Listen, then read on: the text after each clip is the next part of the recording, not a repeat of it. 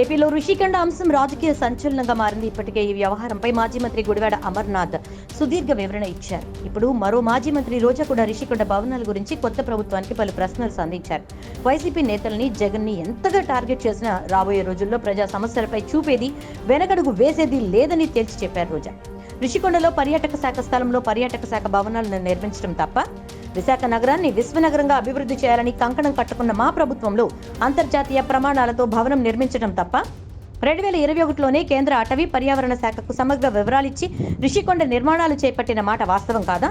61 ఎకరాల్లో 9.88 ఎకరాల్లోనే ఈ నిర్మాణాలు చేపట్టాం. ఇందులో అక్రమం ఎక్కడుంది?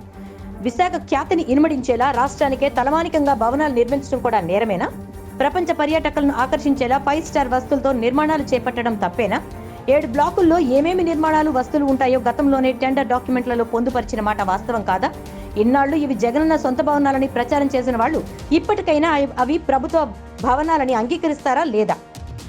హైదరాబాద్ లో సొంతిల్లు ఉన్నా కూడా హయత్ హోటల్ కు లక్షల రూపాయలు ప్రజాధనం అద్దె రూపంలో చెల్లించిన వాళ్ళు ఇప్పుడు తమపై విమర్శలు చేయడం హాస్యాస్పదంగా ఉందన్నారు రోజా.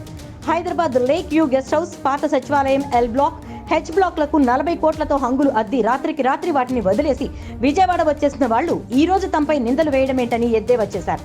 వర్షానికి కారిపోయే అసెంబ్లీని, సచివాలయాన్ని కట్టిన వాళ్లకు తమను విమర్శించే అర్హత లేదన్నారు రోజా. అత్యంత నాణ్యతతో రుషికొండలో భవనాలు కట్టించామని వివరణ ఇచ్చారామె.